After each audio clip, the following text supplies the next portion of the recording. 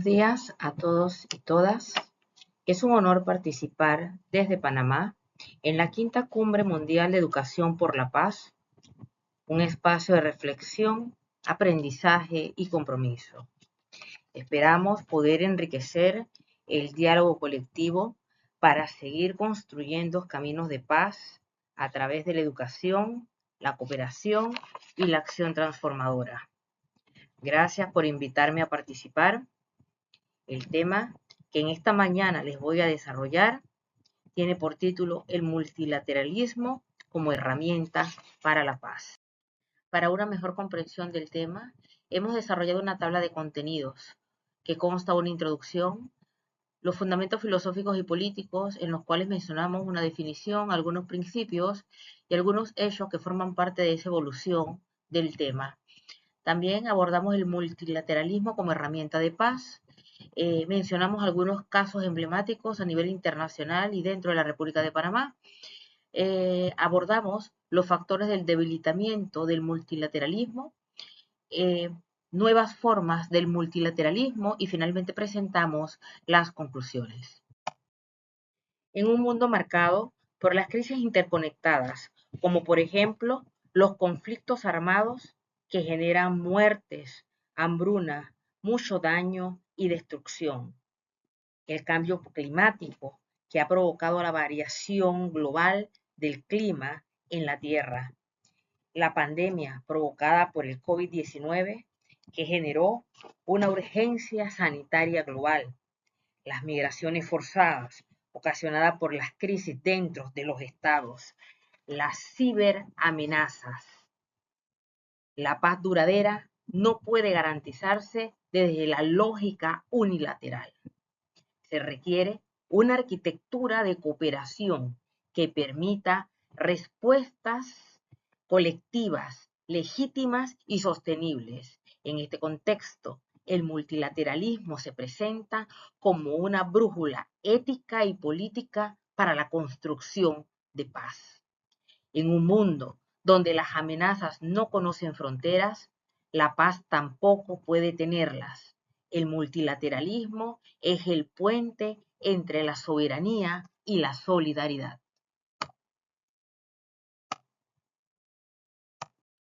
Es preciso definir el multilateralismo como la coordinación de políticas entre tres o más estados u organizaciones basadas en normas y objetivos comunes. Este promueve la inclusión, la equidad y la legalidad internacional. Por otro lado, el multilateralismo se basa en principios claves como la igualdad soberana de los estados, la consulta y el consenso, la inclusión y participación, la legalidad internacional y la responsabilidad compartida. En torno a lo que fue la evolución histórica del multilateralismo, podemos mencionar tres hechos importantes que se van a dar y que van a consolidar el mismo en el siglo XX, como fue, por ejemplo, la creación de la Sociedad de Naciones en 1919, después de la Primera Guerra Mundial, la creación de las Naciones Unidas y el Sistema de Naciones Unidas en el año 1945, y lo que fue el sistema de esos organismos internacionales ligados a las Naciones Unidas, desde el punto de vista financiero, los de Bretton Woods, por ejemplo, como el Banco Interamericano de Desarrollo, BID, el Fondo Monetario Internacional, el Banco Mundial. Otros organismos internacionales, como es el caso de la OIT, de la OMI, de la OMS, de la OMP, entre otros.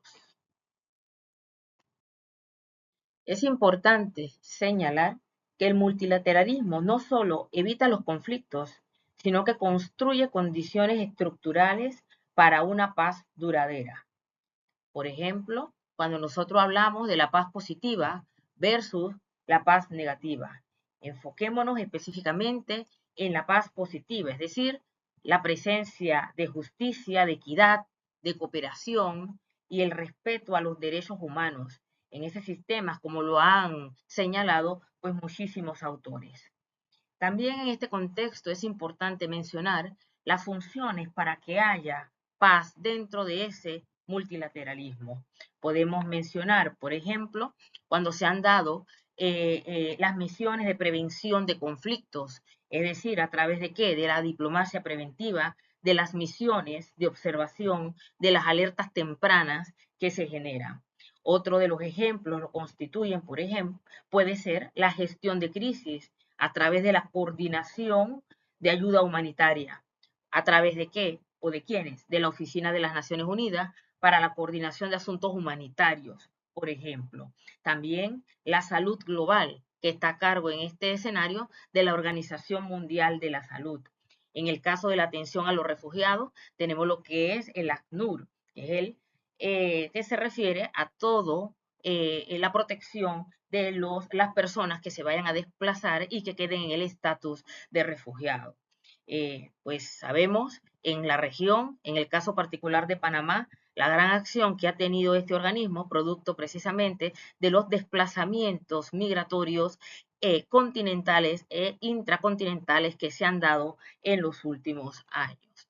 También, por ejemplo, es la construcción de paz a través de esa justicia transicional, a través de la reconciliación y del desarrollo sostenible. Mencionaremos algunos ejemplos respecto a ejemplos emblemáticos de multilateralismo y paz.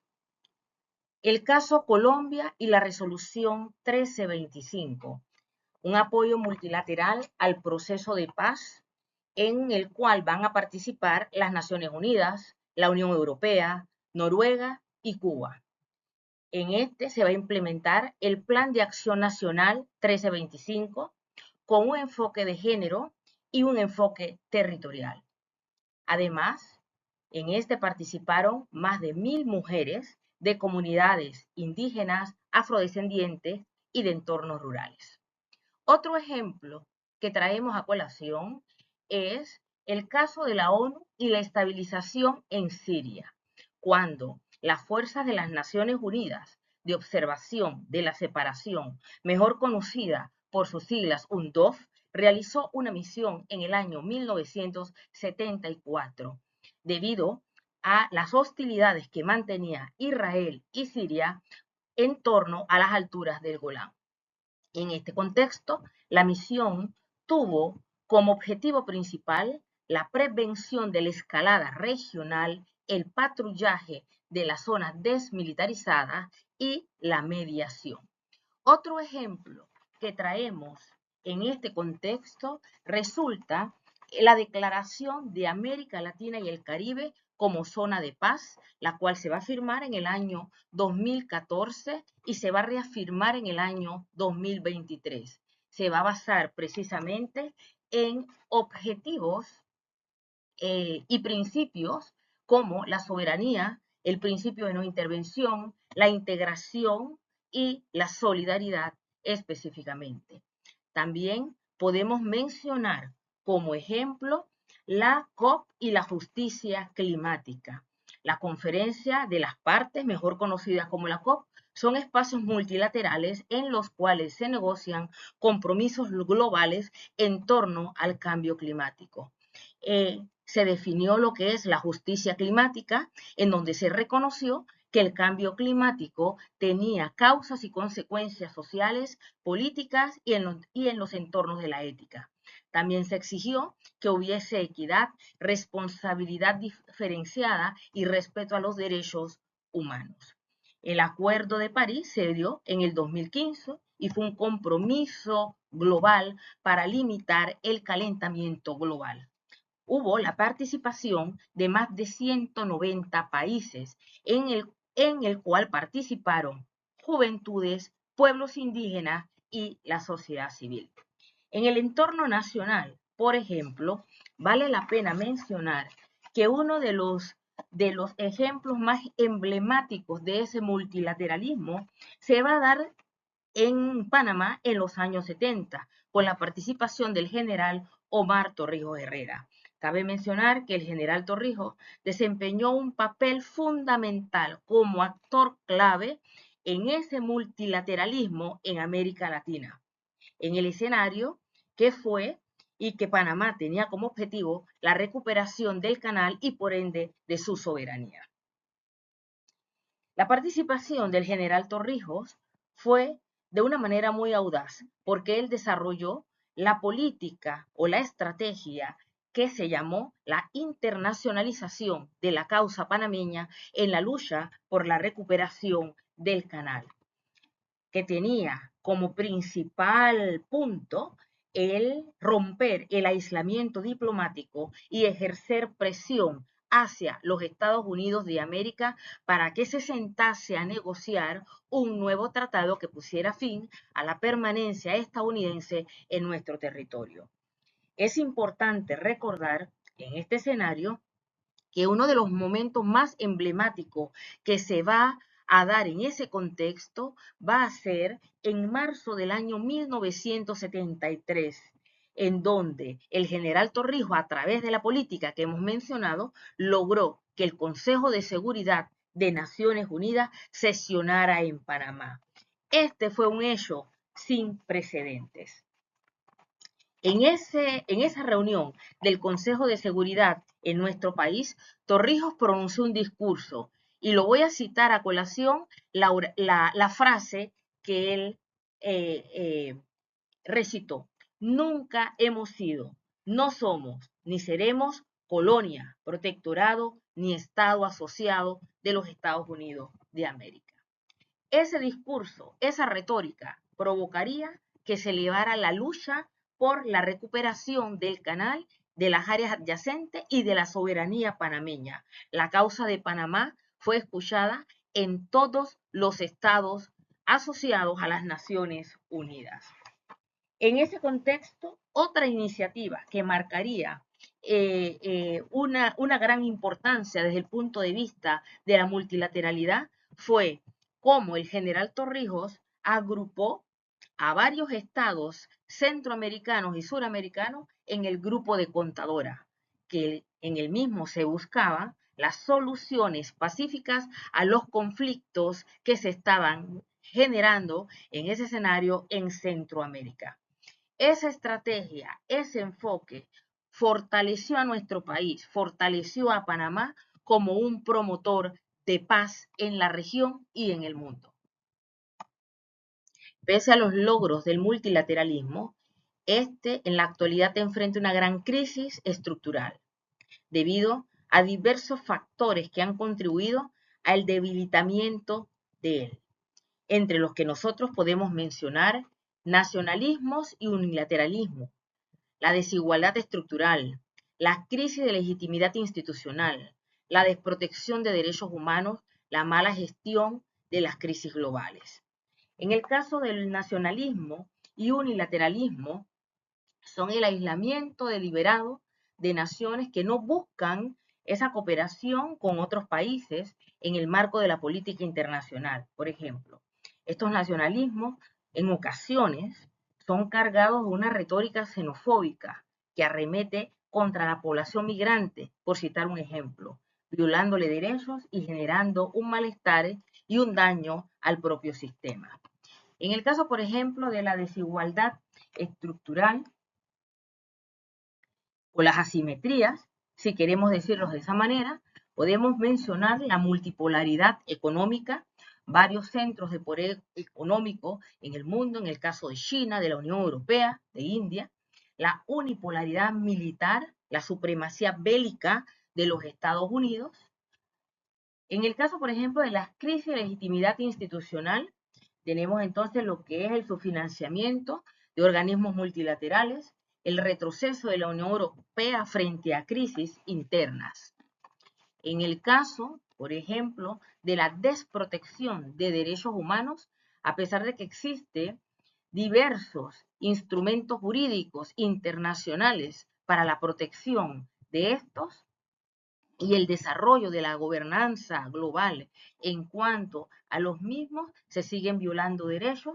En ocasiones se han minimizado lo que son los principios universales y hay estados que a pesar que forman parte de todos estos instrumentos, pues violan los mismos.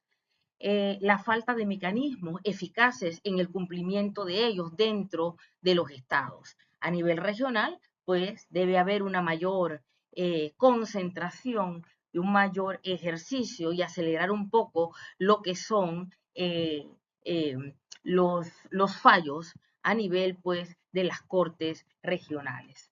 En el caso, por ejemplo, de la mala gestión de crisis globales, podemos identificar lo que es la fragmentación de la respuesta ante la pandemia del COVID-19, la distribución inequitativa que hubo respecto a las vacunas y los recursos sanitarios.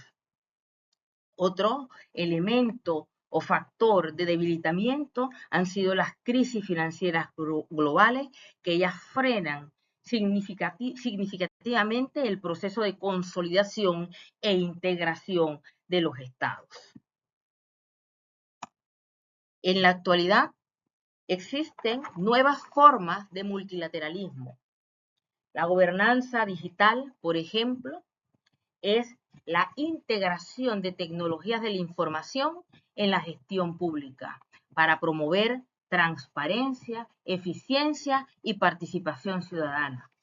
Tenemos formas emergentes, por ejemplo, en cuanto al multilateralismo inclusivo, que se refiere a la participación de la sociedad civil, las juventudes, los pueblos indígenas. Tenemos el multilateralismo regional, en donde tenemos a la CELAC, a CEN, a la Unión Africana, que han desarrollado pues todo este escenario para consensuar iniciativas y la búsqueda de soluciones a los conflictos o a los problemas que enfrentan.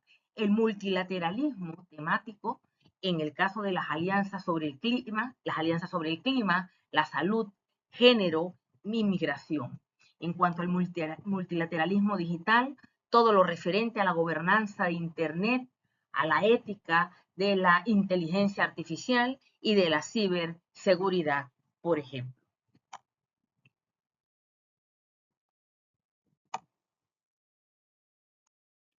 Para finalizar y a manera de conclusión, tenemos que tener presente que no existe duda alguna del retroceso experimentado que ha tenido el multilateralismo a nivel global, patrocinado en este caso particular por los Estados Unidos.